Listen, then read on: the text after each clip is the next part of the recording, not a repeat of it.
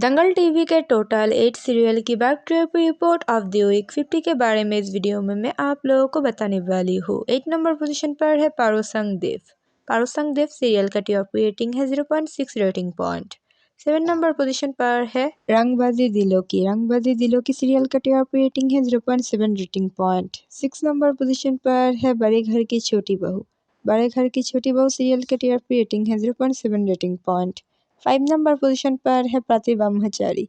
प्रतिभा ब्रह्मचारी serial का TRP rating है 0.7 rating point. 4 number position पर है रिमझिम। रिमझिम सीरियल का टीआरपी रेटिंग है 0.8 rating point. 3rd number position पर है श्रीमती शुक्ला। श्रीमती शुक्ला सीरियल का टीआरपी रेटिंग है 0.9 रेटिंग पॉइंट।